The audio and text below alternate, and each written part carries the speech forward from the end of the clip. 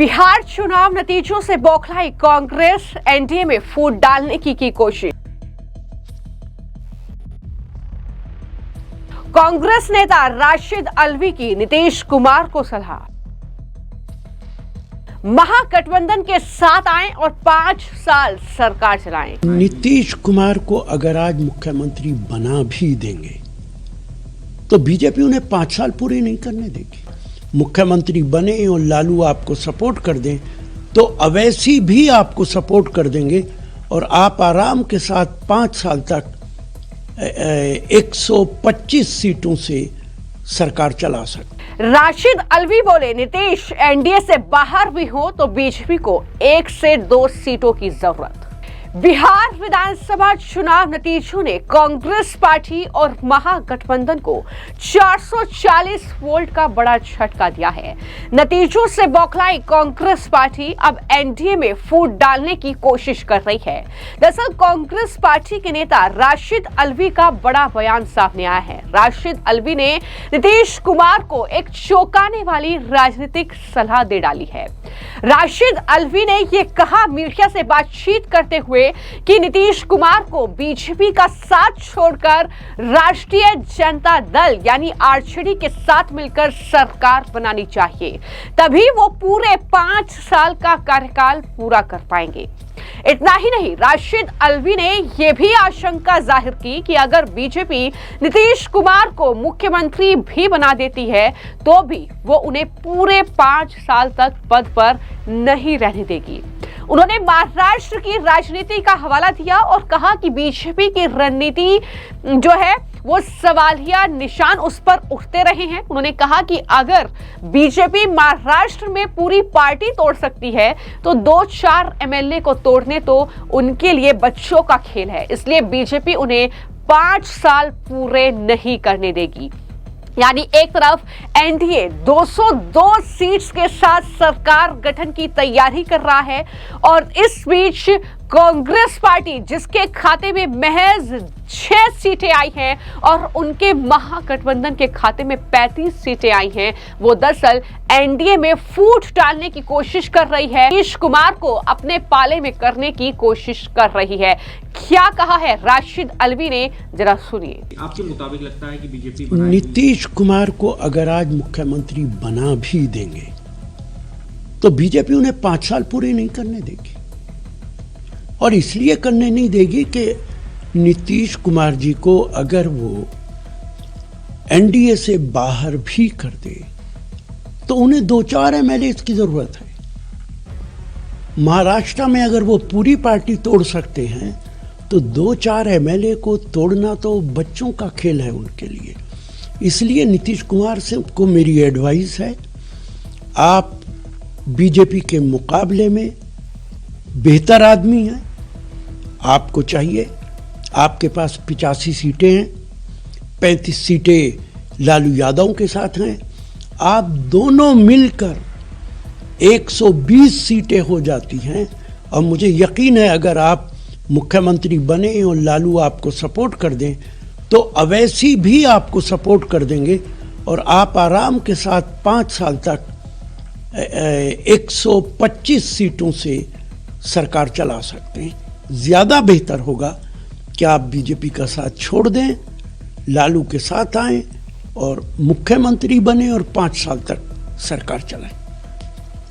तो ये कांग्रेस पार्टी के वरिष्ठ नेता हैं राशिद अल्वी, जिन्हें आप सुन रहे थे। लेकिन उनसे जब सवाल किया गया कि क्या वाकई जो आप कह रहे हैं कि लालू प्रसाद यादव इस बात को लेकर मानेंगे कि नीतीश कुमार 5 साल तक मुख्यमंत्री रहे, क्या उनकी पार्टी में जो नेता मुख्यमंत्री और उप मुख्यमंत्री बनने का सपना देख रहे हैं, क्या वो इस बात के लिए जो है सहमत होंगे? तो उन्होंने कहा कि सहमत होना पड़ेगा। जिस तरीके के हालात जो है वो कहीं ना कहीं बन रहे हैं, जिस तरीके से जो है बीजेपी चुनाव आयोग के साथ मिलकर ये चुनाव लड़ रही है, तो ऐसे में उन्हें इसी तरीके से सबक सिखाया जा सकता है।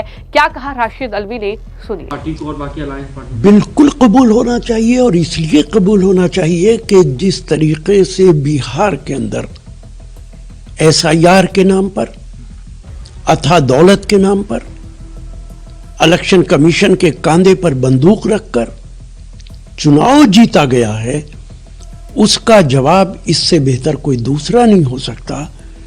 बिहार के अंदर बीजेपी देखती रह जाएगी कि उसकी तमाम कोशिशें, तमाम काविशें नाकारा हो गई हैं और ये काम सिर्फ नीतीश कुमार कर सकते हैं।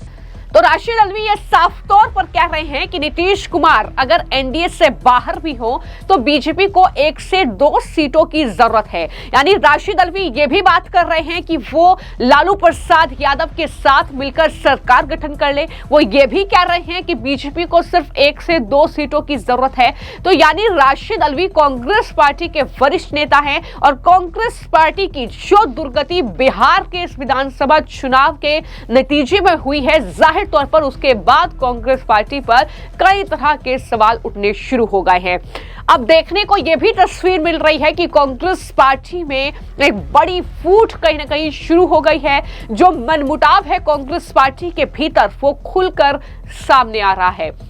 हालांकि यहां पर अब जो महागठबंधन के नेता हैं, उन्होंने नीतीश कुमार जो कि बिहार के मुख्यमंत्री रहे, उनकी तारीफ करनी शुरू कर दी है और कह रहे हैं कि नीतीश कुमार एक बेहतर और मजबूत नेता है बीजेपी के मुकाबले। उन्होंने गणित समझाते हुए राशिद अल्वी ने नया समीकरण पेश किया। उन्होंने कहा कि नीतीश कुमार की सीटें 85 हैं, महागठबंधन की सीटें 35 हैं, मिलाकर 120 सीटें हो जाएंगी, जबकि बहुमत का आंकड़ा तो 122 का है। ये भी राशिद अल्वी शायद भूल गए। ये तमाम बातें कहते हुए उन्होंने दावा किया कि अगर नीतीश कुमार मुख्यमंत्री बनते हैं और लालू प्रसाद यादव उन्हें समर्थन देते हैं तो ओवैसी की पार्टी भी उनका समर्थन कर देगी, जिससे उनकी सरकार 125 सीटों के साथ आराम से 5 साल तक चल सकती है। यानी किस तरीके से जुगाड़ बिठाना है सरकार चलाने के लिए, ये कहीं ना कहीं सलाह जो है वो राशिद अल्वी की तरफ से दी गई है। हालांकि जैसा कि मैंने कहा कि कहीं ना कहीं जो फूट है वो साफ तौर पर कांग्रेस पार्टी के भीतर नजर आ रही है, क्योंकि एक तरफ राशिद अल्वी बोल रहे हैं कि बीजेपी और चुनाव आयोग ने मिलकर चुनाव लड़ा, तो दूसरी तरफ वो कांग्रेस पार्टी पर भी हमला बोल रहे हैं और कह रहे हैं कि कांग्रेस को अब संजीदगी से विचार करना चाहिए कि क्या बिहार विधानसभा चुनाव में कांग्रेस का प्रदर्शन बेहद कमजोर रहा और जिससे पार्टी के अंदर गहरी कलह और असंतोष बढ़ गया है। राशिद अल्वी ने कहा कि पार्टी संगठन को कागजों पर जो है सिर्फ पार्टी संगठन रह गया है, जमीन पर कमजोर नजर आ रहा है। इस तरीके के बयान अगर कांग्रेस पार्टी के भीतर से दिए जा रहे हैं तो जाहिर तौर पर कांग्रेस पार्टी को इस पर विचार करना होगा। देखिए, ये तमाम नेता तो अब कह रहे हैं, मैं तो इलेक्शन से पहले से लगातार कह रहा हूं और मैंने कहा है कि बिहार के अंदर फ्री एंड फेयर इलेक्शन नहीं होगा। मैंने तो कहा है कि भारतीय जनता पार्टी हर संभव तरीका इस्तेमाल करेगी। अमित शाह जी का ये बयान कि हमने 2 फेसेस में चुनाव करा दिया और भविष्य के अंदर 1 में कराएंगे, अभी तक 6 में होता था, ये इस बात का सबूत है कि इलेक्शन कमीशन और भारतीय जनता पार्टी मिलजुल के चुनाव लड़ रहे थे। इसमें कहीं कोई दो राय नहीं है, लेकिन इन बयानात का कोई मतलब नहीं है जो विपक्ष दे रहा है। विपक्ष को और खासतौर से हमारी पार्टी कांग्रेस को संजीदगी से विचार करना चाहिए कि हम इससे कैसे लड़ेंगे। क्या हमारा संगठन इतना मजबूत है जितना बीजेपी और आरएसएस का है? क्या हमारी जिन लोगों को रेस्पॉन्सिबिलिटी हम देते हैं संगठन बनाने की, टिकट बांटने की, क्या पार्टी ने उनके कोई अकाउंटेबिलिटी तय की है? और अगर अकाउंटेबिलिटी तय नहीं की जाएगी, आज बहुत सारे नेता, बिहार के बहुत सारे नेताओं पर खुद वहां के फार्मर प्रेसिडेंट सवाल उठा रहे हैं। एक कांग्रेस के बड़े नेता मिनिस्टर रहे, उन्होंने इस्तीफा तक दे दिया है। तो ये जिम्मेदारी हाईकमांड की है कि इस पे विचार करें। अगर मुकाबला करना है तो सबसे पहले हमें अपना संगठन मजबूत करना पड़ेगा, तभी हम मुकाबला कर सकते हैं।